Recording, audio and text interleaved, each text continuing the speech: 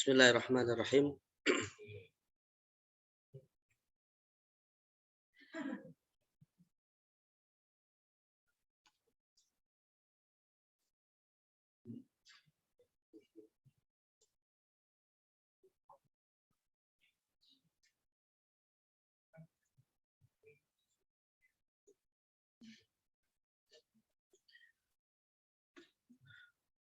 Assalamualaikum warahmatullahi wabarakatuh.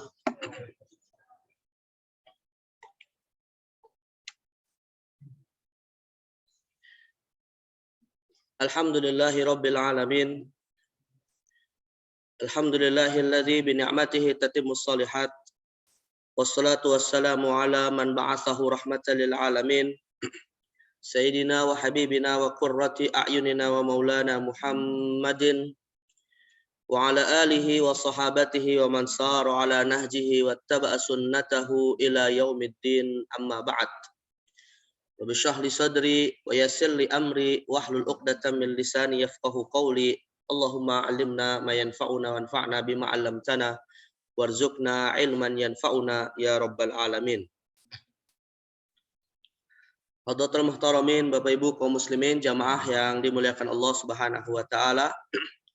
Alhamdulillah, puja dan puji syukur mari kita panjatkan kehadirat Allah Azza wa Jalla, yang mana pada kesempatan di pagi hari penuh keberkahan ini, di pekan pertama bulan Rabiul Akhir, dan di masjid yang dimuliakan Allah Subhanahu wa taala, kembali kita diberikan kesempatan untuk bisa sama-sama melaksanakan ibadah salat subuh berjamaah, dan insya Allah duduknya kita di masjid ini masih terhitung mendapatkan pahala ibadah salat. Tentu kita sama-sama berharap mudah-mudahan setiap ibadah yang kita lakukan semuanya diterima oleh Allah Subhanahu wa taala, untuk kelak di hari akhir ibadah tersebut bisa menjadi wasilah dalam rangka meraih ridha Allah dan mewarisi surganya insya Allah.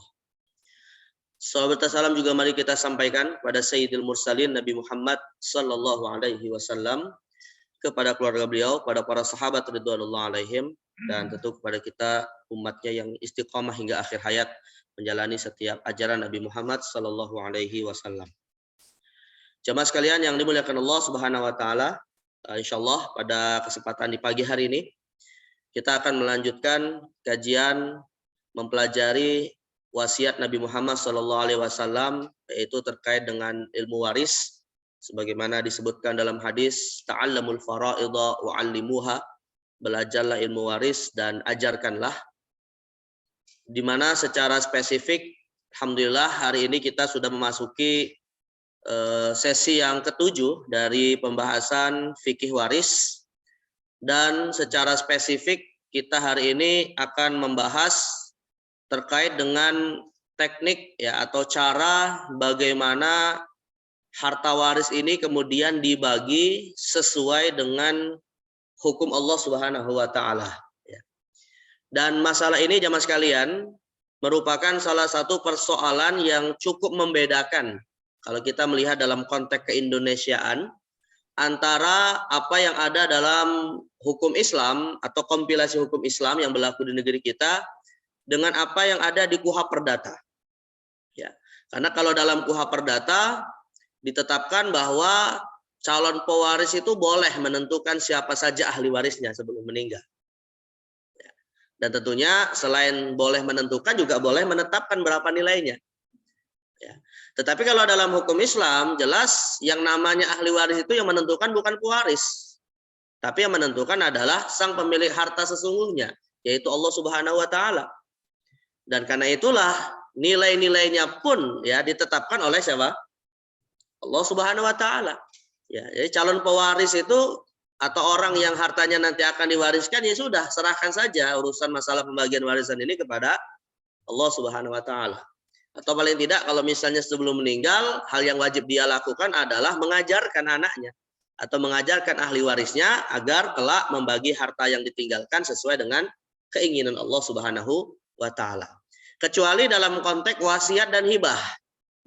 Nah, kalau untuk wasiat dan hibah memang ini diserahkan kepada si pemberi wasiat atau pemberi hibah, tapi dengan syarat-syarat yang juga ditetapkan. Di antaranya kalau wasiat tidak boleh diberikan kepada ahli waris dan nilainya tidak boleh lebih dari sepertiga. Nah, sedangkan kalau yang namanya hibah, silakan diberikan kepada ahli waris, tapi juga akadnya serta penyerahannya tidak boleh dijanjikan setelah meninggal. Nah, itu jadi maka kalau kita secara spesifik mengkaitkan dengan waris, sekali lagi hak prerogatif untuk menetapkannya kembali kepada sang pemilik harta sesungguhnya, yaitu Allah Subhanahu wa taala. Nah, sekarang kita akan mempelajari ya, bagaimana cara Allah membagi harta waris kepada ahli waris. Ya, tentunya melalui risalah, melalui ajaran yang Allah Subhanahu wa taala turunkan kepada sang nabi akhir zaman, Nabi Muhammad sallallahu alaihi wasallam. Nah, terkait dengan teknik pembagian waris ini jamaah sekalian, pertama saya ingin tegaskan terlebih dahulu ya, bahwa proses pembagian harta waris ini harus setelah kita menyelesaikan terlebih dahulu ketentuan-ketentuan seputar 3 rukun waris. Ya, jadi sekedar sekaligus mengingatkan materi-materi sebelumnya, Pak. Jadi sebelum masuk kepada pembagian harta waris ini, selesaikan dulu masalah 3 rukunnya. Ya, yang pertama adalah tentunya dipastikan dulu si pemilik harta sesungguhnya itu sudah meninggal. Ya, yang kita sebut dengan istilah pewaris. Ini dulu yang dipastikan. Ya. Nah, yang kedua, setelah pewaris ini meninggal, barulah kemudian kita bicara harta warisnya. Nah, ketika bicara harta warisnya, ya diinventarisir mana saja harta-harta yang itu memang murni milik si pewaris. Kalau masih ada harta yang terkait dengan pihak lain, ya harus diselesaikan dulu. Begitu juga kalau misalnya harta itu masih ada kewajiban yang belum ditunaikan, terkait dengan masalah pengurusan jenazahnya, kemudian terkait dengan hutang dari si pewaris, ya. Begitu juga kalau misalnya pewaris sempat sebelum meninggal membuat wasiat untuk selain ahli waris, ya. Ini ketiga hal ini harus didahulukan sebelum harta itu dibagi-bagi kepada ahli waris, ya. Nah, baru kemudian masuk kepada siapa yang menerima, yaitu ahli waris. Nah, terkait dengan siapa yang menerima ini, ya sedikit mengingatkan juga bahwa di dalam Islam yang namanya ahli waris itu ada 2 kelompok. Pertama adalah ahli waris yang menerima berdasarkan hubungan pernikahan, dan ini hanya antara suami atau istri. Dan yang kedua yang menerima berdasarkan hubungan nasab. Nah, sedangkan kalau yang berdasarkan hubungan nasab bisa kita bedakan lagi menjadi berapa, Pak? Jadi 3 kelompok. Ya, yang pertama adalah hubungan nasab yang ke atas, ya bapak, ibu, kakek, nenek kalau masih hidup, ya. Kemudian hubungan nasab yang ke bawah, anak laki-laki, anak perempuan, cucu, ya laki-laki, cucu perempuan dari jalur anak laki-laki. Kemudian nasab yang ke samping. Nah, nasab yang ke samping ini ada 4. Saudara, urutannya ya, saudara, keponakan, paman, dan yang terakhir sepupu. Nah, itu kita tetapkan dulu siapa ahli warisnya. Nah, setelah itu tidak seluruh ahli waris akan menerima hak waris. Nah, ini materi terakhir yang kita bahas kemarin. Ya, ada yang namanya disebut dengan konsep hijab. Bahwa kaidahnya ahli waris yang terjauh akan terhalangi hak warisnya oleh ahli waris yang terdekat. Nah, dalam konteks ini ahli waris yang paling kuat adalah kalau tidak anak laki-laki, yaitu ayah dari almarhum. Yang mana anak laki-laki atau ayah almarhum akan menyebabkan seluruh ahli waris yang di samping saudara, keponakan, paman, dan sepupu itu tidak berhak mendapatkan hak waris. Tapi kalau anak laki-laki nggak ada atau ayah tidak ada, maka nanti baru bisa ditelusuri ya mana yang lebih dekat dari ahli waris yang samping ini. Tentu didahulukan saudaranya dulu. Maka keponakan, paman, dan sepupu nggak dapat. Ya, kalau saudaranya nggak ada, maka dilihat keponakannya. Ya, maka paman dan sepupu nggak dapat. Kalau nggak ada juga dilihat paman dari almarhum, yaitu saudara laki-laki dari ayah almarhum. Nah, itu kalau misalnya ada, berarti sepupu nggak dapat. Tapi kalau misalnya pamannya juga nggak ada, nanti terakhirnya adalah sepupu. Kalau sepupu juga nggak ada, Pak, nanti insya Allah kita akan bahas pada kesempatan yang lain. Ya. Kalau misalnya nggak ada ahli waris, lalu diapain nih harta ini? Boleh nggak diambil oleh masjid misalnya? Nanti akan ada pembahasannya tersendiri. Baik, nah, ini proses menetapkan 3 rukun ya sebelum masuk kepada teknik pembagiannya. Nah, setelah hal-hal itu kemudian diselesaikan, barulah kita masuk kepada bagaimana Islam menetapkan pembagian harta waris. Caranya seperti apa? Dan nanti ada kasus pembagian yang akan kita kenal juga dengan istilah aul dan rod. Nah, apa itu istilah aul dan rod akan kita bahas insyaallah setelah metode ini. Baik, jamaah sekalian, bukan Allah Subhanahu wa taala. Nah, metode menerima harta waris atau metode pembagian harta waris di dalam hukum Islam, ya, ini menggunakan dua metode atau dua istilah. Nah, ini istilah penting nih jamaah sekalian dalam hukum waris. Pertama adalah ada yang menerima hak waris dengan metode fardu. Dan ada yang menerima hak waris dengan metode asobah. Jadi kalau ditanya apa tekniknya Pak, maka tekniknya adalah fardu dan asobah. Ya. Apa yang dimaksud dengan fardu? Yang dimaksud dengan fardu itu adalah nilai bagian yang berupa pecahan, ya, atas suatu harta yang secara langsung ditetapkan oleh Al-Quran dan Sunnah. Jadi di dalam Al-Quran dan Sunnah nanti akan kita perkenalkan. Di dalam Al-Quran dan Sunnah itu ada nilai-nilai pecahan harta, Pak. Jadi harta itu layaknya suatu kue bolu yang dipecah-pecah, ya, atau apa namanya ada angka 100% yang dipecah prosentasenya, yang mana nilai pecahan tersebut langsung Allah Subhanahu wa taala sebutkan di dalam Al-Quran. Nah, itu namanya disebut dengan fardu di dalam istilah ilmu waris, ya.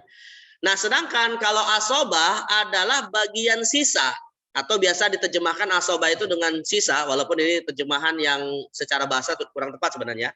Ya, tetapi kalau dalam hukum waris dia maknanya adalah sisa setelah para penerima fardu mendapatkan bagian masing-masing. Maka dalam kasus ini Pak, di dalam pembagian harta waris yang didahulukan itu fardu atau asobah. Nah, jelas fardu. Ya, karena yang namanya asobah itu kan sisa. Kalau sisa itu biasanya di awal apa di akhir? Di akhir, nggak ada sisa di awal ya. Nah, jadi sisa itu di akhir gitu ya. Dan biasanya jamaah sekalian, penerima asobah ini juga nilai hak warisnya itu bisa berubah-ubah, tergantung apa yang tersisa. Ya, tergantung apa yang tersisa. Dan nilainya bisa banyak, bisa sedikit ya. Contoh misalnya ya, anak laki-laki, Pak. Anak laki-laki itu penerima, atau gini, contoh ini sebelum saya masuk detailnya ya. Misalnya penerima fardu dulu. Penerima fardu itu contohnya disebutkan di dalam Al-Quran adalah istri misalnya. Istri dari almarhum. Ya, maka istri almarhum itu hak warisnya antara 1/4 atau 1/8. Angka 1/4 dan 1/8 itu disebutkan langsung di dalam Al-Quran. Tetapi penerima asobah itu misalnya adalah anak laki-laki. Nggak ada disebutkan dalam Al-Quran berapa hak anak laki-laki. Ya. Kecuali ketika anak laki-laki ini bertemu dengan anak perempuan, maka ada ketentuan tersendiri. Tetapi kalau di dalam hukum waris, anak laki-laki itu ditetapkan hak warisnya berdasarkan hadis. Yaitu ketika Nabi SAW bersabda, dan jika ada yang tersisa, berikanlah kepada ahli waris laki-laki yang terdekat. Nah, maka tentu yang paling dekat adalah anak laki-laki. Nah, hak warisnya berapa Pak? Bisa berubah-ubah, tergantung penerima fardu. Kalau misalnya nih, almarhum meninggal, ya, ahli warisnya ini hanya anak laki-laki yang mendapatkan hak waris, sedangkan saudara keponakan semuanya terhalangi, ya udah, berarti sisanya berapa persen? 100%. 100%. Maka anak laki-laki kalau almarhum nggak punya istri atau suami, nggak punya orang tua, nggak punya anak perempuan, ya udah, berarti anaknya dapat 100%. Ya. Tapi kalau almarhum misalnya punya istri, yang mana istri dapat 1/8, maka sang anak mendapatkan sisanya. Berarti sisa dari 1/8 berapa? 7/8. Kalau yang meninggal wanita dan dia punya suami, suaminya dapat 1/4, berarti anaknya dapat sisanya berapa? 3/4. Ya, sisa dari 1/4, 3/4. Kalau almarhum meninggal masih punya bapak, dan dia juga punya anak laki-laki, dan si bapak dapat 1/6, berarti anak laki-lakinya dapat sisanya berapa? 5/6. Jadi nilai anak laki-laki ini bisa berubah-ubah tergantung si penerima fardunya yang ada itu berapa. Ya. Dan biasanya pastinya adalah ahli waris anak laki-laki hak warisnya lebih besar daripada yang lainnya. Baik, nah ini namanya disebut dengan asobah. Yang mana Pak? Angka 7/8, 5/6, 3/4, ya, atau 100% itu tidak ada di dalam Al-Quran. Maka tidak disebut dengan istilah fardu, tapi disebut dengan asobah. Ya. Baik, nah sekarang akan kita kenalkan jemaah sekalian, apa saja fardu di dalam Al-Quran dan siapa saja penerimanya. Ya. Nah, fardu di dalam Al-Quran itu hanya ada 6 saja. Nah, ini dihafal ya jemaah sekalian ya. 6 angka pecahan fardu di dalam Al-Quran. Yang paling besar 2/3, sulusani. Yang kemudian yang berikutnya adalah 1/2, an-nisfu. Lalu yang ketiga 1/3, as-sulusu. Yang keempat 1/4, ar-rubu'u. Yang kelima 1/6, as-sudusu. Dan yang keenam 1/8, as-sumunu. Itu dalam bahasa Arabnya. Ya, 2/3, 1/2. Ini saya urutkan dari yang paling besar sampai yang paling kecil ya. 2/3, 1/2, 1/3, 1/4, 1/6, 1/8. Nah, ini kita hafal 6 angka ini Pak. Berarti insya Allah sudah hafal semua fardu di dalam Al-Quran. Ya. Tinggal yang jadi masalah siapa aja yang nerima. Nah, ini hafalannya tambah lagi harus. Gitu ya. Karena yang menerima 6 angka pecahan ini juga tidak hanya satu pihak. Ya. Nah, yang pertama kan kita mulai jemaah sekalian, yang menerima 2/3 terlebih dahulu. Nah, yang menerima 2/3, berarti kalau 2/3 sisanya berapa, Pak? 1/3 ya. Nanti 1/3 ahli waris yang lain ya. Ini yang menerima 2/3. Yang pertama adalah ya, yang menerima 2/3 ini yaitu anak perempuan. Anak perempuan berarti kalau yang menerima anak perempuan, maka pewarisnya siapa? Kalau ahli warisnya Pak, anak perempuan, berarti pewarisnya siapa yang meninggal? Bisa 2 kemungkinan, bisa bapaknya, bisa ibunya, yang penting orang tuanya. Ya. Nah, kalau orang tuanya dua-duanya meninggal bersamaan, ya udah dia mewarisi dari dua-duanya dengan angka berapa 2/3. Tapi dengan syarat yang pertama selain dia anak perempuan adalah jumlahnya harus lebih dari 1 orang. Jadi jumlah anak perempuan ini 2 ke atas. Ya. Dasarnya adalah surat An-Nisa ayat 12. Allah mengatakan fa in kunna nisaan fawqasnataini falahunna thulutsa ma tarak. Kata Allah SWT, jika ya wanita-wanita tersebut, maksudnya anak perempuan yang jumlahnya lebih dari 2, nah ini para ulama sepakat maksud lebih dari 2 di sini Pak, bukan lebih dari 2 itu 3 ke atas, tapi lebih dari 2 di sini maksudnya 2 ke atas ya, maka mereka mendapatkan sulusa 2/3 ya atas harta yang ditinggalkan oleh orang tuanya. Nah, 2/3 ini akan dibagi sama rata di antara mereka berapapun jumlahnya, yang penting lebih dari 1 orang. Jadi kalau misalnya anak perempuannya ada 10 ya berarti 2/3 dibagi 10 anak perempuan. Ya. Nah, ini 2/3. Jadi syaratnya lebih dari 1 orang. Dan yang kedua Pak, nanti ada juga kaitannya dengan yang lain. Syaratnya yang lain adalah tidak ada anak laki-laki. Karena kalau ada anak laki-laki dia nggak berlaku 2/3. Berlakunya adalah 2/1.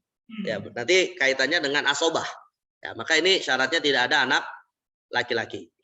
Baik, tapi intinya di dalam Al-Quran disebutkan yang menerima 2/3, yang pertama anak perempuan lebih dari 1 orang, ya 2 orang ke atas. Kemudian yang kedua, jemaah sekalian, yang menerima 2/3 yang kedua adalah saudara perempuan. Juga syaratnya lebih dari 1 orang. Nah, berarti jemaah sekalian, kalau yang menerima hak warisnya saudara perempuan, berarti pewaris yang meninggal siapa? Saudaranya. Ya. Nah, ini juga saya sekaligus menjelaskan siapa posisi pihak yang akan meninggal ya. Jadi kalau yang menerima adalah saudara perempuan, berarti yang meninggal adalah saudaranya. Mau saudaranya itu saudara laki-laki ataupun saudara perempuan. Ya, jadi kalau dia punya lebih dari 1 saudara yang meninggal bersamaan atau ada lebih dari 1 saudara yang meninggal belum dibagi harta warisnya, nah, maka dia bisa mengambil. Saudara perempuannya masih hidup bisa mengambil lebih dari 1 ahli waris. Ya, dan hak warisnya adalah 2/3 sama seperti anak perempuan dengan syarat jumlahnya lebih dari 1 orang. Nah, ini seperti disebutkan dalam An-Nisa ayat 176. Allah berfirman, "Fa in kanat tasnataini falahu masthulusani mimma tarak." Dan jika saudara perempuan itu 2 orang ke atas maksudnya, maka mereka mendapatkan 2/3 dari harta yang ditinggalkan. Ya, An-Nisa ayat 176. Baik, ini yang menerima 2/3 antara anak perempuan dan saudari perempuan. Ya. Tapi di sini Pak, saudari perempuan yang dimaksud pun kata para ulama adalah saudari perempuan kandung atau saudari perempuan seayah saja. Adapun nanti saudari perempuan seibu, warisnya beda lagi. Ini jadi dikhususkan hanya saudara yang kandung dan seayah. Ya. Baik, kemudian yang berikutnya jamaah sekalian, yang menerima dengan nilai 1/2. Nah, yang menerima nilai 1/2 ini pertama adalah suami terlebih dahulu, suami. Berarti kalau suami Pak yang meninggal siapa? Istri, ya. Nah, kalau suami ini punya 4 istri ninggalnya bersamaan, gitu ya. Nah, dia dapat setengah-setengah dari istri-istri yang berbeda tadi, ya. Tapi tidak boleh lebih dari 4. Atau bisa Pak lebih dari 4, tapi ninggalnya beda-beda. Dan hartanya belum dibagi. Nah, maka suami bisa dapat apa? 1/2, ya. Nah, 1/2 dari harta istrinya. Nah, disebutkan dalam Al-Qur'an dasarnya adalah walakum nisfu ma taraka azwajukum. Dan kalian para suami mendapatkan setengah dari apa yang ditinggalkan oleh istri-istri kalian. Nah, jadi suami hak waris yang paling besar itu adalah setengah. Ya. Baik, kemudian yang menerima setengah juga jemaah sekalian. Yang menerima setengah juga adalah anak perempuan. Kalau jumlahnya hanya 1 orang, tunggal. Ya, anak perempuan tunggal itu hak warisnya adalah setengah. Tapi dengan syarat tadi saya sebutkan tidak ada anak laki-laki ya. Ini dia perempuan satu-satunya sebagai ahli waris, maka hanya setengah. Dasarnya An-Nisa ayat 12, Allah mengatakan wa in kanat wahidatan falahan nisfu.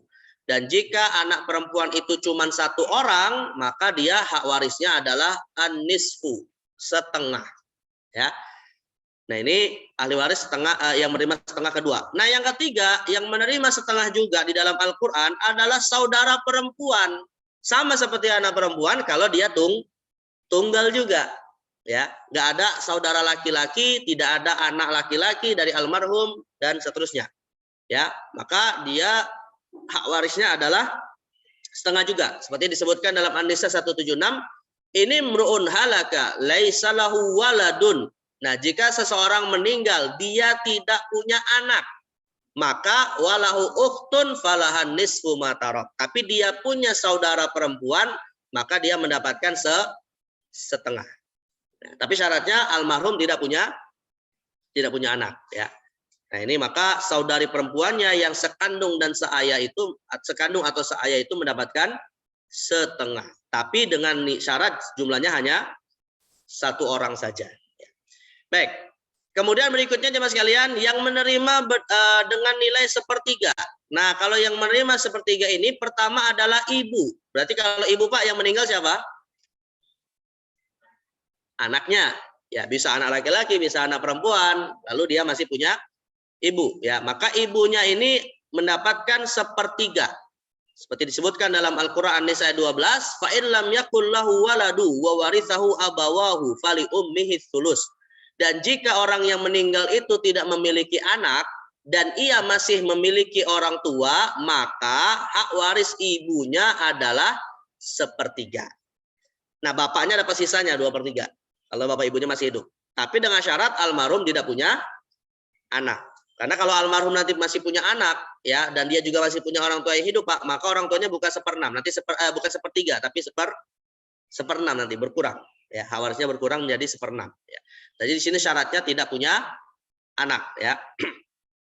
Kemudian yang mendapatkan 1/3 juga adalah, nah ini baru ketemu ya, saudara dan saudari seibu dan tidak beda mau laki-laki atau perempuan, tapi jumlahnya lebih dari 1 orang. Ya, saudara atau saudari seibu yang jumlahnya lebih dari 1 orang. Berarti yang meninggal siapa, Pak? Kalau saudara seibu,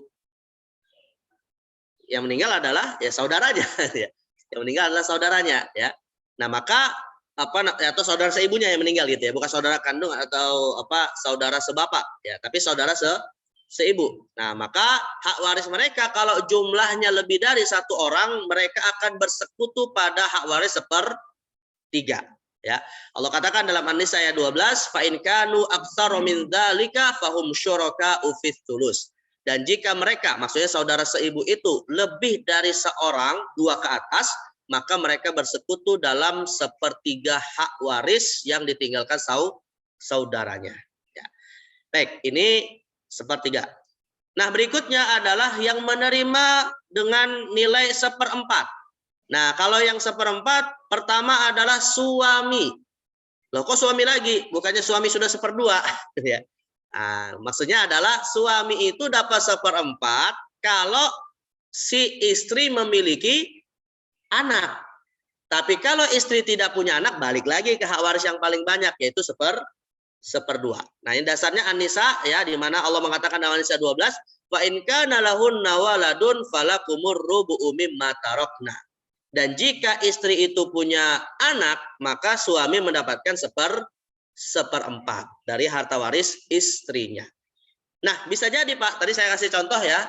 Misalnya dia punya 4 istri. 4 istri ini yang pertama punya anak, tapi istri kedua, istri ketiga, istri keempat nggak punya anak.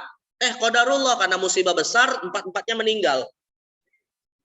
Ya, meninggal. Maka sang suami dapat hak waris kan dari semua istri ini ya. Tapi dari istri pertama yang punya anak hanya dapat seperempat. Sedangkan dari istri kedua, ketiga, dan keempat yang tidak punya anak, dia dapat setengah. Nah, itu. Jadi dilihat apakah istrinya yang almarhumah itu punya anak atau tidak. Ini kita nggak bicara poligami atau tidak, Bu ya. jangan sensi dulu gitu ya. Ini kalau ada kasus kayak gitu ya. Nah, maka bedakan apakah istrinya punya anak atau tidak punya anak ya. Baik. Nah, kemudian yang mendapatkan seperempat juga adalah istri. Nah, istri ini hak waris yang paling banyak adalah seperempat. Tidak ada lebih dari seperempat. Yang paling banyak ya. Nah, kapan? Berarti kalau istri Pak yang meninggal siapa? Bu? Suami ya. Kalau suami meninggal, suaminya tidak punya anak, maka istri dapat seperempat. Ya, walahunna rubu'u mimma taraktum. Dalam An-Nisa 12 Allah katakan, dan kalian para istri mendapatkan seperempat dari apa yang ditinggalkan suami.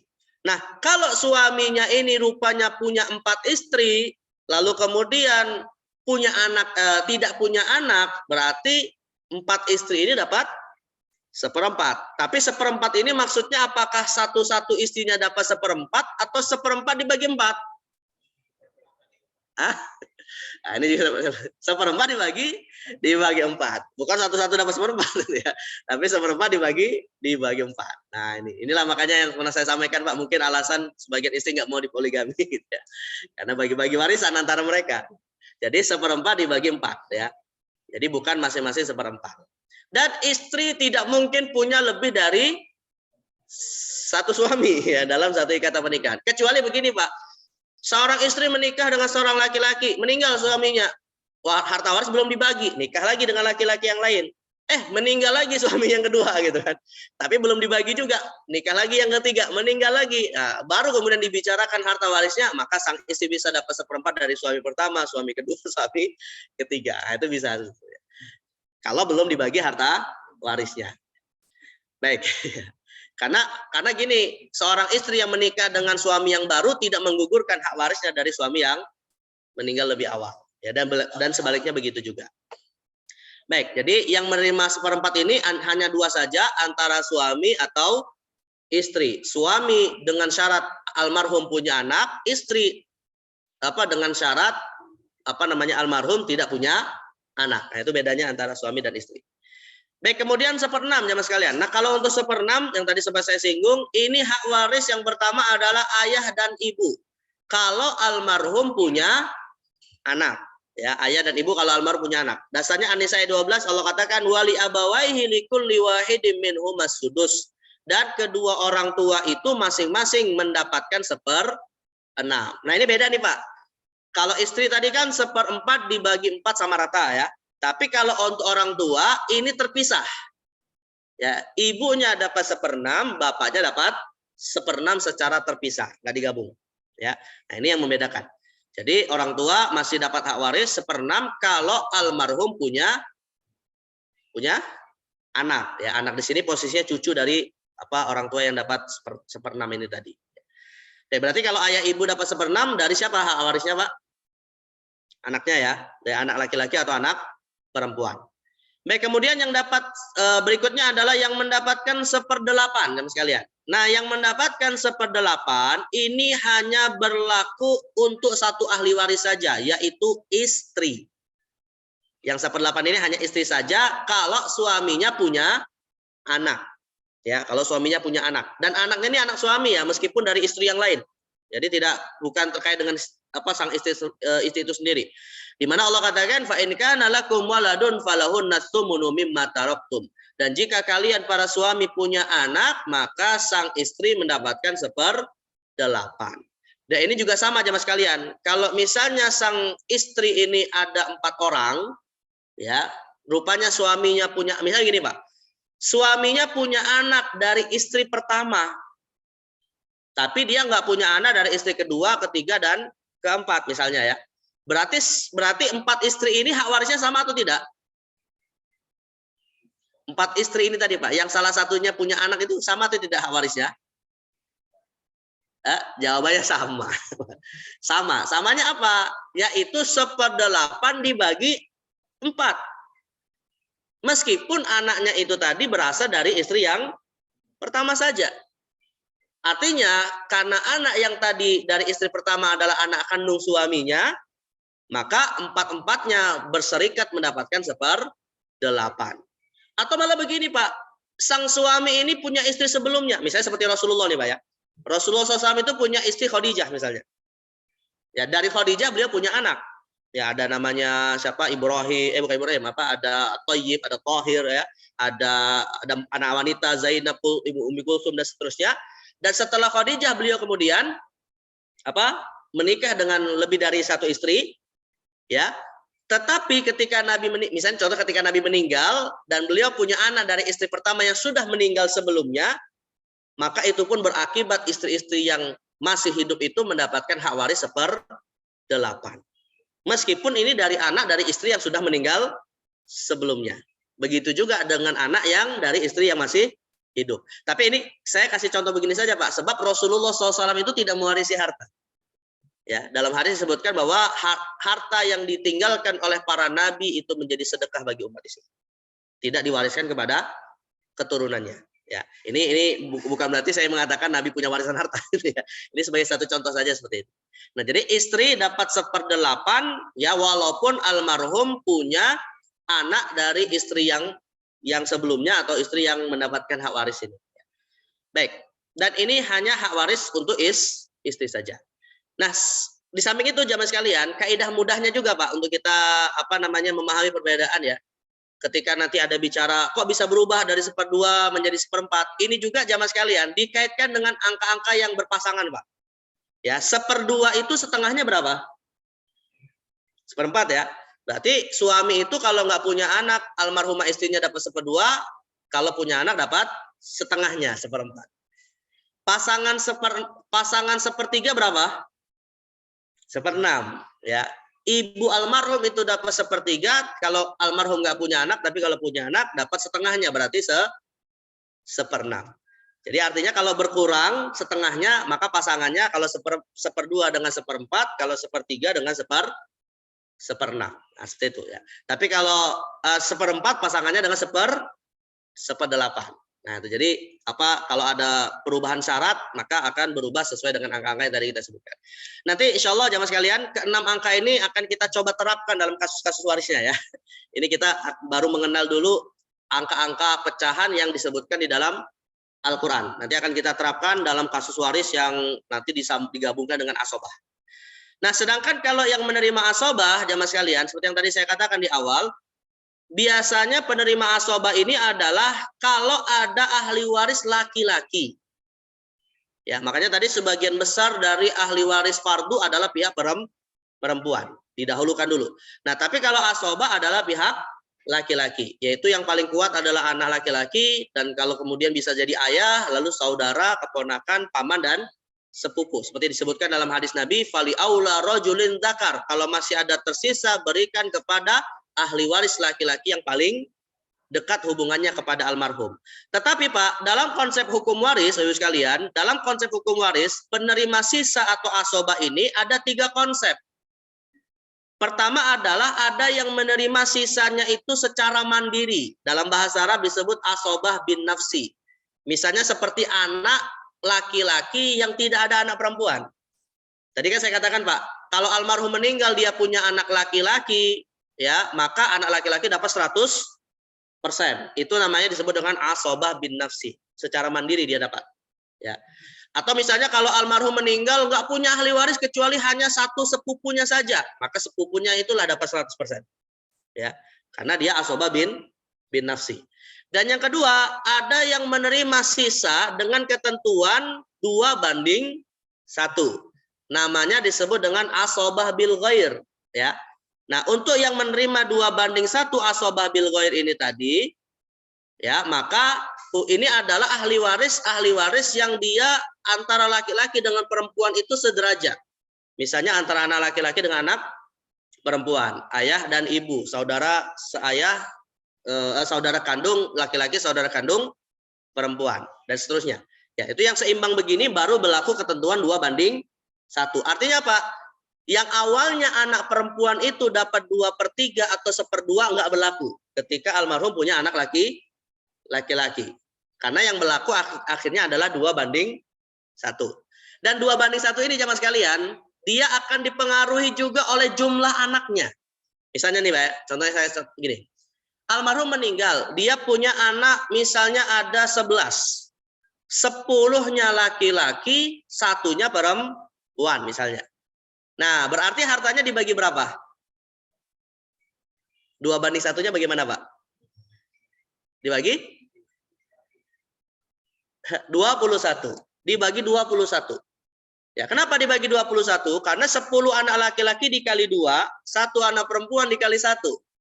Berarti anak laki-laki dianggap 20, anak perempuan dianggap 1. Maka masing-masing dari anak laki-laki itu dapat 2/21, sedangkan anak perempuan dapat 1/21. Jadi bukan anak laki-lakinya 2/3 dibagi 10, lalu 1/3-nya untuk anak perempuan, bukan begitu. Ya, tapi yang laki-laki dikali 2, yang perempuan dikali 1. Contoh lain jemaah sekalian, kita balik sekarang. Anak laki-lakinya ada 1, anak perempuannya ada 10. Berarti dibagi berapa hartanya? 12. Dibagi 12, ya. Anak laki-laki 2/12, masing-masing anak perempuan yang 10, 1/12. Kalau ada anak laki-laki 5, anak perempuan 5, berarti berapa? 15. Ya, anak laki-laki 5 dikali 2, 10, anak perempuan 5 dikali 1, 15. Jadi, si anak laki-laki masing-masing dapat 2/15, anak perempuan dapat 1/15. Nah, ini jadi begitu pembagian 2:1, ya. Baik, kemudian ada juga jamaah sekalian yang menerima asobah dengan cara fardu lalu sisa. Ya. Nah, ini hanya terjadi dalam kasus ketika ada anak perempuan bertemu dengan saudari kandung almarhum. Tadi kan kita sebutkan Pak, saudari kandung itu kan hak warisnya kalau lebih dari 1 orang 2/3. Kalau dia 1 orang 1/2. Tapi dengan syarat almarhum tidak punya anak. Lah kalau almarhum punya anak laki-laki, saudari nggak dapat. Tapi kalau almarhum punya anak perempuan Pak, maka saudari dapat asobah. Ya, bagaimana caranya? Anak perempuannya diberi dulu 2/3 kalau lebih dari 1, maka sisa dari 2/3 berapa? 1/3, itu untuk saudari perempuan. Tapi kalau anak perempuannya cuma 1 orang, yaitu dapat 1/2, berarti saudari perempuannya dapat sisanya berapa? Setengah. Nah, jadi saudari perempuan dari almarhum, dari saudaranya yang meninggal, itu akan mendapatkan hak waris kalau saudaranya punya anak perempuan, tergantung apa yang tersisa dari anak perempuan. Nah, disinilah berlaku asobah yang disebut oleh para ulama dengan istilah asobah ma'al ghair. Ya. Nah, ini jadi ada 3 konsep terkait dengan penerima sisa ini ya. Bisa secara mandiri, bisa secara bersamaan dengan ketentuan 2:1, bisa dengan cara si anak perempuan diberi dulu haknya sesuai dengan hukum fardu, baru sisanya diberikan kepada saudari perempuan. Ya. Baik, biar lebih mudah jamaah sekalian, biar lebih aplikatif gitu ya. Kita akan lihat contoh-contoh kasus saja dan kita tutup di sini dari contoh kasus ya. Nah, contoh kasusnya nih, Pak. Bapak sekalian, contoh kasus yang pertama adalah contoh kasus yang di dalamnya ada penerima fardu sekaligus asobah sendiri. Ya, fardu dan sekaligus penerima asobah sendiri. Misalnya adalah apa? Pewaris meninggalkan 3 ahli waris, yaitu suami, 2 anak perempuan kandung, dan ayah. Jadi almarhum di sini berarti perempuan atau laki-laki yang meninggal, Pak? Pewaris punya ahli waris suami, anak, perempuan kandung, dan ayah. Berarti yang meninggal istri, ya. Nah, istrinya ini rupanya seorang pengusaha sukses seperti Khadijah, istri Rasulullah. Harta yang ditinggalkan saat dia meninggal 12 triliun. Nah, maka berapa hak waris dari sang suami, 2 anak perempuan, dan ayahnya? Sang suami dapat seperempat. Kenapa suami dapat seperempat, Bapak sekalian? Karena almarhumah istrinya punya anak, maka dia dapat seperempat, ya. Sedangkan 2 anak perempuannya dapat 2/3. Kenapa 2/3? Karena lebih dari 1 orang dan tidak ada anak laki-laki, ya. Nah, sedangkan ayahnya, karena itu ahli waris laki-laki paling dekat, nggak ada lagi yang lebih dekat daripada ayah, maka ayah dapat asobah atau sisa. Nah, berarti jemaah sekalian, nih saya sekaligus mengajak kita mulai mengulangi pelajaran SD, Pak. Hitungan pecahan kelipatan terkecil, ya. Antara angka 1/4 dengan 2/3 itu kira-kira angka terkecil yang bisa dibagi berapa? Antara 1/4 dengan 1/3? Bisa nggak 8? 8 bisa dibagi 4, tapi bisa nggak dibagi 3? Nggak bisa, ya. Maka yang paling kecil adalah 12. 12 bisa dibagi 4, bisa dibagi 3. Nah, maka kelipatan terkecilnya itu 12. Inilah yang kemudian menjadi pondasi pembagian hartanya, Pak, angka 12 ini. Nah, saya sesuaikan dengan harta warisnya 12 triliun, ya, biar mudah ngitung. Karena kalau misalnya begini, jamaah sekalian, hartanya rupanya bukan 12 triliun, hanya 1 juta. Ya udah, 1 juta dibagi 12. Ya, tapi karena ini angkanya 12 triliun, mudah, jadi tinggal dibagi 12, ya. Maka 12 dibagi 1/4 sama dengan 3. Ya, maka 3 triliun diberikan kepada suami. Lalu 12 dibagi 2/3, 12 dibagi 3 dikali 2 sama dengan 8. Ya, 12 dibagi 3 kan 4, dikali 2, 8, ya. Maka 8 itu hak waris dari anak perempuan. Nah, karena ada 2, berarti masing-masing dapat berapa? Dapat 4, ya. Dan sisanya berapa? 3 ditambah 8 sama dengan 11. Sisanya tinggal 1. Nah, itu untuk ayah. Berarti dalam kasus ini, Pak, suami dapat 3 triliun, si 2 anak perempuan dapat 8 dibagi 2, dan ayahnya dapat 1. Ya. Tapi kalau hartanya kurang dari 12 triliun, ya tinggal dibagi 12. Dan dikalikan kepada 1/4 dan 2/3, lalu sisanya berapa. Nah, itu tekniknya seperti itu. Ya. Baik. Contoh kasus berikutnya, jemaah sekalian. Contoh kasus berikutnya adalah adanya penerima fardu sekaligus penerima sisa dengan ketentuan 2/1, ya. Pewaris meninggalkan 3 ahli waris, yaitu istri. Berarti yang meninggal siapa? Suami, ya. 1 istri, yang kedua adalah 1 anak laki-laki, dan yang ketiga 1 anak perempuan. Nah, maka ahli warisnya ada 3 pihak, istri, anak laki-laki, dan anak perempuan. Sang istri dapat 1/8. Kenapa dapat 1/8, jemaah sekalian? Ya, karena almarhum suaminya punya anak, ya. Sedangkan anak laki-laki dan anak perempuan karena bertemu ketentuannya lidzakari mithlu hadzil unthayain, 2/1, ya. Berarti istrinya dapat 1/8, sedangkan sisanya berapa? 7/8 itu untuk anak laki-laki dan perempuan. Tapi yang jadi masalah begini, Pak, 7/8 itu bisa nggak dibagi? Anak laki-laki kan dihitung 2, ya. Sedangkan anak perempuan dihitung 1, berarti kan 3. Bisa nggak 7/8 dibagi 3? Maksudnya dibagi angka yang pas. Bisa nggak 7 dibagi 3? Nggak bisa, kan? Nah, berarti jumlah seakan-akan ada 3 anak ini itu disebut atau dikalikan dengan angka terkecil dari angka si ibu tadi. 3 dikali 8. Maka nilai terkecil yang bisa dibagi adalah 24. Nah, maka dari angka 24 inilah ya 24 dibagi 1/8 dapatnya 3. Itu hak waris dari si istri. Nah, kalau 24 dibagi 3 sisanya berapa, Pak? Sisanya 21.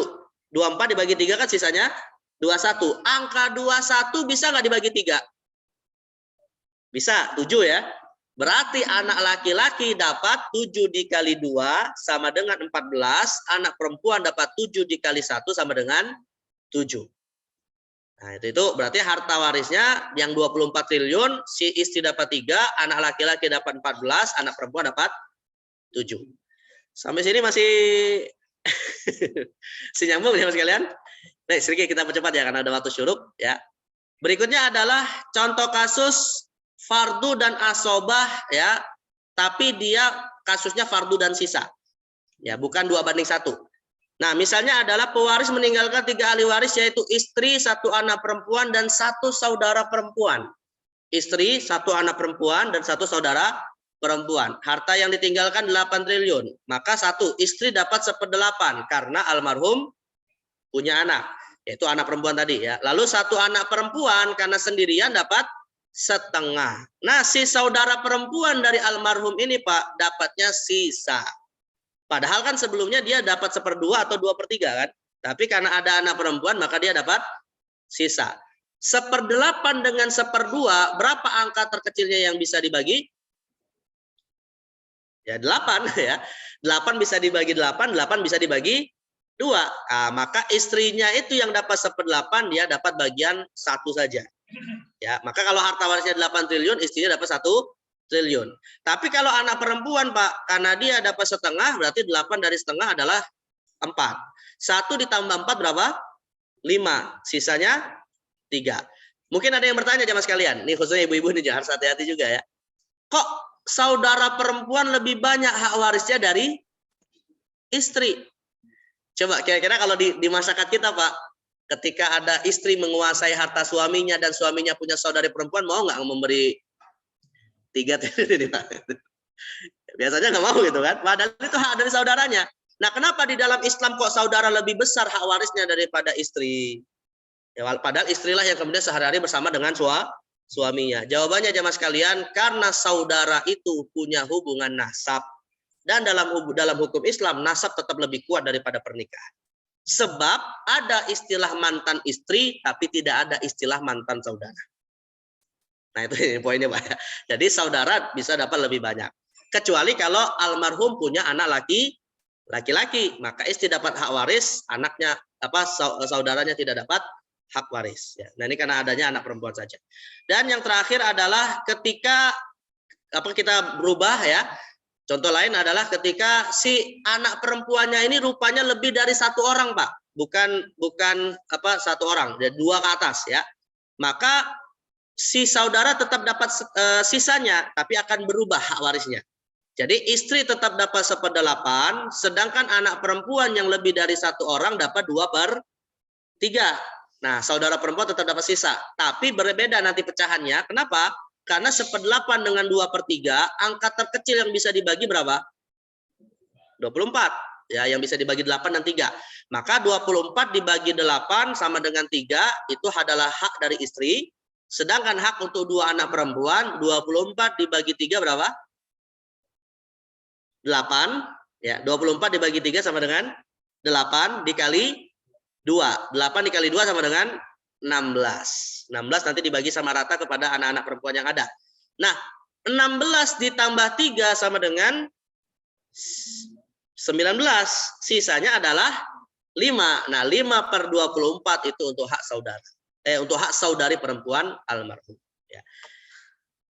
Mulai tergambar cara penghitungannya, Pak? Atau sulit? Ini pelajaran SD nih. Nah, kita tutup terakhir, jamaah sekalian, kita tutup terakhir ini. Ini kan begini, Pak ya. Kalau kita lihat kasus-kasus yang tadi saya sebut, ini adalah pembagian yang habis ya. Pembagian yang habis. Tapi ada, Pak, kasus di mana kasus warisnya ini agak menarik ini. Karena kenapa? Sebab ada nanti kondisi antara harta waris dengan angka yang menjadi pembagi itu tidak seimbang. Misalnya begini Pak, tadi kan kita sebutkan ada 24 pembaginya. Tapi bisa jadi rupanya dihitung-hitung harta warisnya hanya habis sampai 23 misalnya. Nah, maka 1/24-nya untuk siapa? Nah, itu ada kasus begitu. Namanya disebut dengan kasus aul dan rod. Kalau aul itu adalah hak ahli waris lebih banyak daripada pembagi. Sebaliknya kalau rod, hak ahli waris lebih sedikit daripada pembagi. Nanti kita lebih mudahnya lihat contoh kasusnya ya. Jadi kalau yang namanya aul itu adalah kasus di mana bertambahnya jumlah bilangan fardu dan berkurangnya bagian sebenarnya. Jadi kalau misalnya 24, rupanya hak warisnya adalah 25/24 misalnya Pak. Berarti ada kekurangan 1/24. Itu namanya disebut dengan aul. Sedangkan kalau rod itu kebalikannya. Misalnya 24 malah 19 gitu ya. Berarti masih ada sisa 5/24. Nah, seperti apa contohnya? Nih contohnya ya jemaah sekalian. Kita mulai dari contoh aul dulu Pak. Contohnya misalnya sebelum saya perlihatkan gambar jawabannya ya, kita coba jawab bareng-bareng. Seorang wafat meninggalkan ahli waris berupa suami dan 2 saudara perempuan. Berarti suami dapat berapa? Dan tidak punya ahli waris lain. Almarhum nggak punya anak, berarti suami dapat berapa? Harus nyontek dulu. Suami dapat berapa? Kalau almarhum nggak punya anak, setengah. Ya, dapat setengah. Nah, 2 saudara perempuan karena lebih dari 1 orang dapat berapa? 2/3. Secara logika Pak, 1/2 ditambah 2/3 kelebihan nggak? Hah? Kelebihan. Ya, karena 1/2 itu kan kalau sisanya 1/2, ini malah 2/3. Berarti kelebihannya berapa Pak? Kelebihannya berapa? 1/6. Ya, 1/2 ditambah 2/3 itu angka terkecilnya adalah 6. Berarti sisanya adalah 1/6. Nah, 1/6 diambil dari mana, Pak? Apa diambil dari harta tetangganya? Ya enggak ya.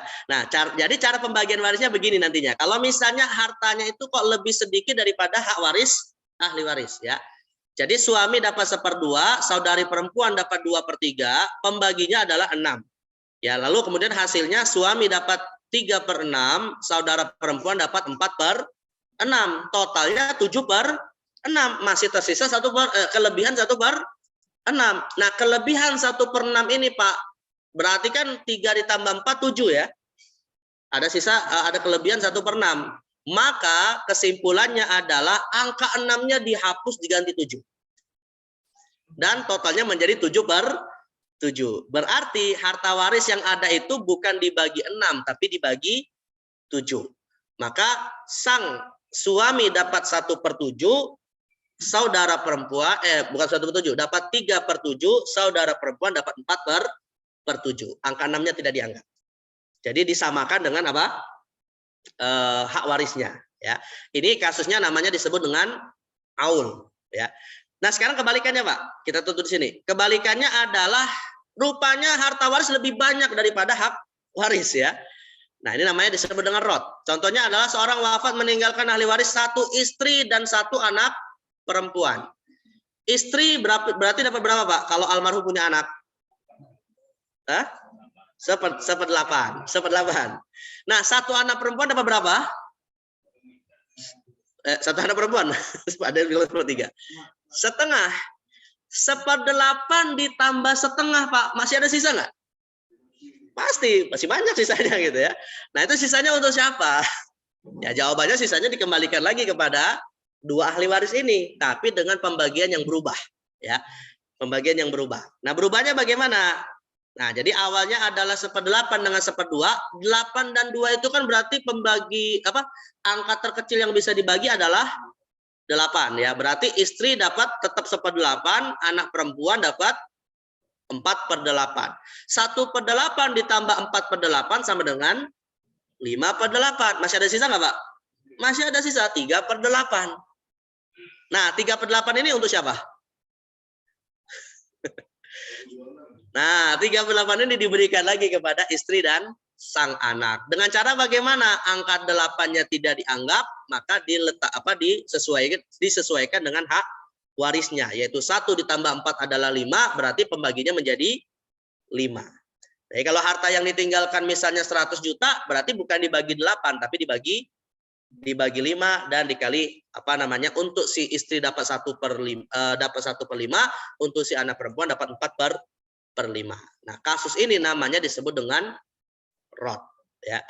Baik, nah inilah teknik bagaimana cara pembagian harta waris, ya, yang ditetapkan oleh syariat kita. Memang agak sedikit sulit, tapi kalau yang biasa sih insya Allah nggak terlalu sulit, Pak. Tinggal yang menjadi persoalan adalah pembiasan saja, ya. Karena saya sehari-hari makannya begini, Pak, ya nggak ada masalah gitu ya. Tapi kalau yang mungkin baru proses belajar, ya ini perlu diendapkan dulu, dan silakan nanti bisa dimurojaah. Baik, jamaah sekalian bukan Allah SWT, mungkin yang bisa saya sampaikan. Ya, sudah masuk waktu syuruk lebih dari berapa menit, kita cukupkan. Dan ini pembahasannya ketujuh ini adalah yang terakhir terkait dengan masalah pembagian harta waris. Tapi nanti kalau ada kesempatan di kesempatan yang lain masih ada dua sesi lagi sebenarnya terkait dengan kasus-kasus yang bersifat tidak umum lah, Pak. Ya, misalnya ketika ada yang meninggal lebih dari 1 orang, ada anak yang punya 2 kelamin, nah itu gimana cara bagi warisnya?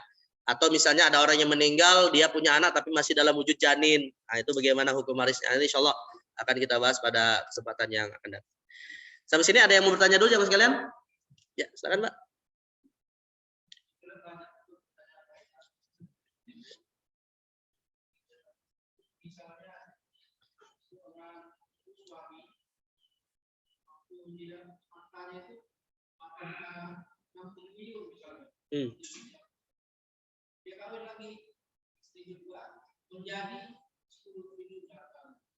Jadi warisnya dihitung dari 8. Oh, baik.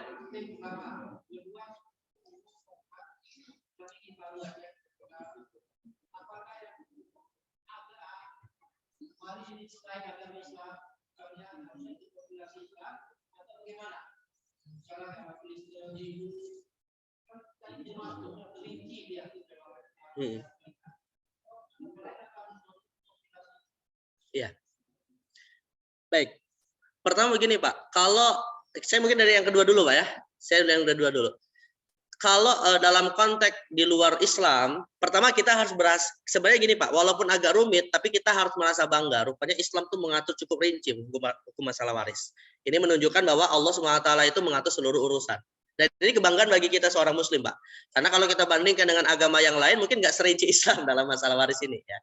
Tapi bagaimana mereka kemudian membagi harta waris? Nah, di negeri kita ini, Pak, memang kan ada 3 hukum waris yang berlaku, ya. Ada hukum agama lewat kompilasi hukum Islam, ada hukum positif KUHP Perdata lewat Undang-Undang UU Perkawinan, dan ada hukum adat, ya. Nah, maka biasanya kalangan non muslim kalau ingin membagi harta waris akan diarahkan kepada KUHP Perdata yang merupakan pembagian waris dari warisan hukum Belanda.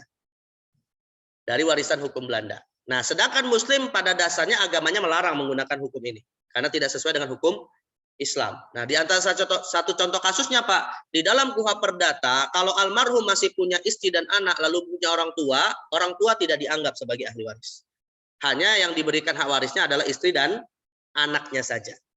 Nah, dalam hukum Islam kan tentu tidak seperti ini gitu ya, karena orang tua tetap berhak dapat hak waris. Dan inilah yang menjadi salah satu simalakama, Pak. Saya mungkin pernah cerita ada pengacara Muslim. Ya, ada pengacara Muslim yang nggak tahu, yang awalnya belum tahu hukum Islam, selama ini menggunakan KUHP Perdata menyelesaikan sengketa waris dari Muslim, tapi pakai hukum Perdata. Ya udah, yang sengketa siapa, Pak? Yang sengketa antara istri dengan mertua. Jadi suaminya meninggal, dia punya istri, masih punya orang tua dari suami, berarti kan mertua dari istri ya. Nah, padahal mertua ini kan orang tua dari suaminya. Nah, dalam KUHP Perdata orang tua dari suami nggak bisa dapat hak waris kalau masih ada istri. Orang tuanya nggak mau terima. Wah, anaknya meninggal kok nggak dapat warisan gitu kan. Tapi istrinya pakai KUHP Perdata, orang tua suaminya pakai hukum agama. Tapi yang jadi masalah, Pak, dalam hierarki hukum kita, hukum agama ini di bawah daripada KUHP Perdata. Sebab yang namanya KUHP Perdata itu sudah undang-undang. Sedangkan kalau kompilasi hukum Islam belum naik ke undang-undang. Nah, jadi yang terjadi persoalan adalah pengacara dalam hal ini ya kebingungan dia gitu kan, karena harus memenangkan undang-undang yang lebih tinggi gitu kan. Nah, disinilah saya bilang ya kalau sudah terjadi ya banyak istighfar aja gitu. Tapi kalau misalnya belum terjadi ya harus dinasihati lah istri yang muslimah ini tadi harus mengikuti hukum Islam. Nah, kalau untuk non muslim ya silakan saja. Nah, kalau untuk non muslim, Pak, sebenarnya kalau mereka ingin pakai hukum Islam tidak ada masalah, silakan. Kita nggak boleh melarang. Ya, bro, misalnya begini Pak, kalangan non muslim mengatakan misalnya, wah hukum Islam rupanya luar biasa tentang masalah waris. Saya mau pakai hukum Islam aja, pakai hukum Islam saja. Ya silakan, nggak apa-apa. Dan itu menunjukkan keadilan Islam tidak hanya bagi muslim saja, tapi juga bagi non muslim. Nah, inilah yang dimaksud dengan rahmatan lil alamin. Baik, ini yang pertama. Nah, ada yang kedua. Nah, sedangkan kalau yang pertama Pak, kalau misalnya ada seorang suami, dia dari istri pertama sudah punya harta 6 triliun misalnya ya. Lalu istri pertama meninggal, Pak. Lalu kemudian dia menikah dengan istri kedua, bertambah hartanya menjadi 10 triliun misalnya naik. Karena dapat warisan dari istri pertama gitu.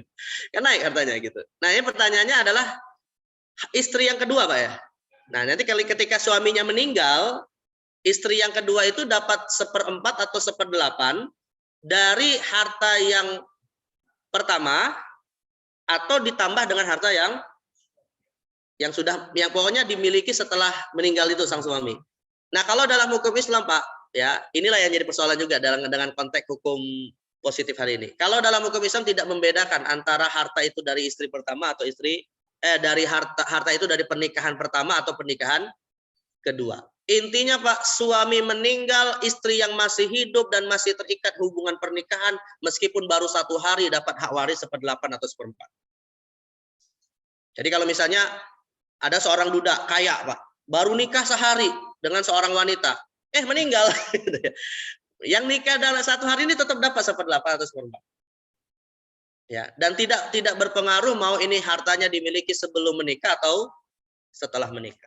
Nah, ini yang juga membedakan dengan konsep harta gono gini yang berlaku di negeri kita. Karena kalau untuk yang konsep harta gono gini ini dibedakan nanti mana harta yang dimiliki saat pernikahan pertama, mana pernikahan yang kedua. Nah, saya pikir ini termasuk salah satu klausul hukum waris yang perlu direvisi. Walaupun nanti ada, atau begini Pak, suami ini punya istri pertama, sampai 20 tahun menikah misalnya. Ya, kemudian setelah itu menikah dengan istri yang kedua, baru seminggu meninggal. Kira-kira istri pertama yang 20 tahun itu mau nggak berbagi dengan istri kedua 1/8 dibagi sama rata? Kemungkinan dia nggak mau Pak ya. Oh, ini saya udah 20 tahun sama suami kok sama hak waris dengan istri kedua yang baru seminggu. Nah, maka inilah jadi problemnya Pak. Karena kalau dalam hukum Islam yang saya pelajari dalam fikih Islam tidak ada ulama kita membedakan mau nikah yang pertama lama atau yang kedua baru. Intinya yang namanya istri hak warisnya sama. Nah, masalah nggak adil yang tanya sama Allah Pak, Allah yang membagi segitu. Gitu. Karena kenapa? Coba kalau kita lihat di dalam Al-Quran nggak ada istilahnya Allah membedakan ini istri pertama berapa tahun, istri kedua berapa tahun, itu nggak ada Pak. Ya. Nah, jadi artinya inilah sebenarnya tuntutan iman kepada seorang istri. Ya rela lah dengan apa yang dibagi oleh Allah Subhanahu Wa Taala tanpa harus melihat. Makanya begini Pak, solusinya ya. Kalau sang suami merasa ajalnya sudah mau dekat atau sudah tua misalnya Pak, dan merasa bahwa istri yang pertama itu jasanya luar biasa besarnya karena sudah bertahun-tahun bersama dengan, maka caranya bukan dengan nantinya harta warisnya itu dibedakan Pak, tapi caranya adalah hibahkan aja sebagian hartanya kepada istri pertama. Nah, itu solusinya gitu ya. Jadi makanya istri yang pertama bisa saja ngerayu gitu. Mas, ini kan saya udah lama bertahun-tahun gitu ya. Ya ada hibah sebagian ya. Dan biasanya kalau suami sayang ya insya Allah nggak sulit menghibahkan sebagian hartanya kepada istri yang lebih tua. Nah, itu. Jadi caranya bukan nanti kalau setelah meninggal, warisannya dibedakan. Enggak seperti itu. Mungkin begitu Pak ya. Ibu paham ya kayaknya Bu ya, kasusnya Bu ya. Ya biar juga jangan sampai gara-gara masalah harta akhirnya menjadi sebab musuh kita nanti harta ini di akhirat. Karena kita sekali lagi Allah Maha Adil dengan apa yang diberikan. Baik, cukup? Masih ada jam silan? Cukup? Satu deh gimana? Terakhir ya, selain Pak. Yang ditinggalkan hutang. Oke. Apakah diwariskan hutangnya? Dan apakah pembagian hutangnya sama seperti konsep waris tadi? Jadi kalau hutangnya misalnya 12 triliun, anaknya ada 11, satu laki-laki, 10 perempuan. Berarti kan kalau satu laki-laki 2/12, perempuan 10/12. Kalau hutangnya 12 miliar, berarti anak laki-lakinya nanggung 2 miliar, anak perempuannya nanggung 1 miliar. Gitu Pak pertanyaan. Jawabannya Pak, tidak. Jawabannya tidak. Lantas bagaimana solusinya kalau almarhum punya hutang? Pertama, hutang almarhum sepenuhnya ditanggung oleh harta almarhum. Dalam arti ahli waris jangan langsung buru-buru membagi harta waris sebelum menyelesaikan hutang almarhum terlebih dahulu. Rupanya hutang almarhum ini ngepas dengan harta warisnya hingga ahli waris nggak dapat apa-apa. Ya udah rela dengan kondisi itu. Rela. Artinya kalau memang harta warisnya habis untuk bayar hutang ya sudah selesai. Maka ahli waris nggak dapat warisan. Ya, nah tinggal nanti di hari kiamat nuntut aja sama pewarisnya gitu ya.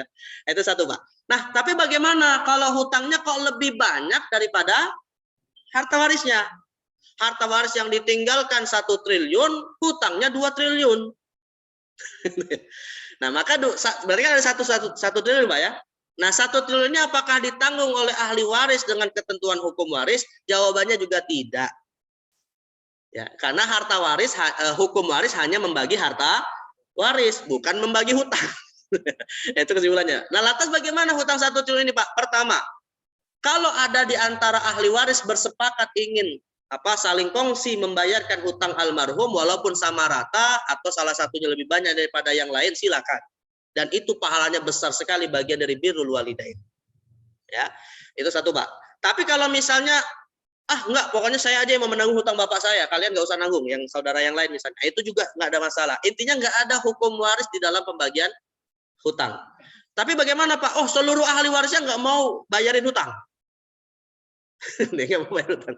Nah, kalau ahli waris nggak mau bayar hutang juga, Pak, itu pun nggak ada masalah. Hutang tidak dibebankan kepada ahli waris. Tapi yang harus kemudian menjadi solusi adalah si pemberi hutang ini kemudian memilih, ya, mau dia bersabar nanti bisa menuntut di akhirat, ya, atau dia nuntut ahli warisnya tapi bisa jatuh makan harta haram.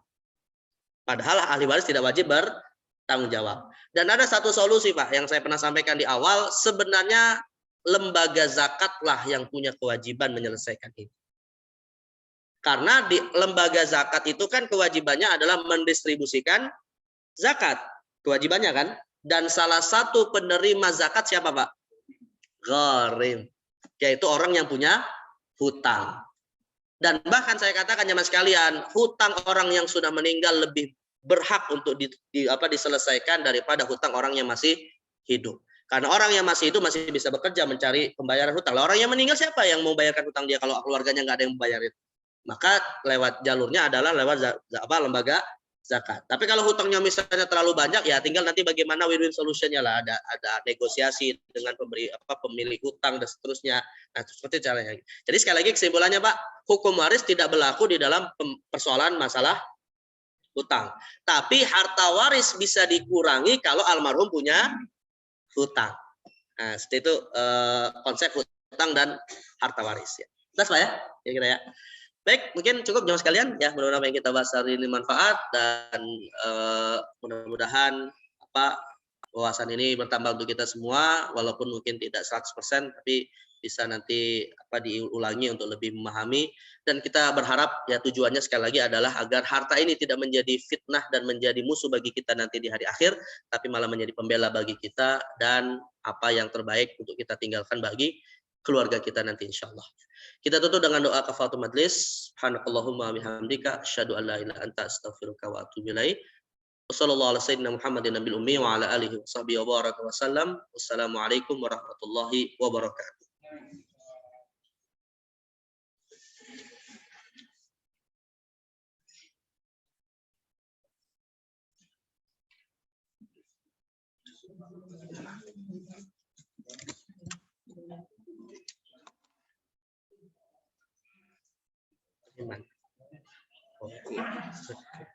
Saya khawatir lupa.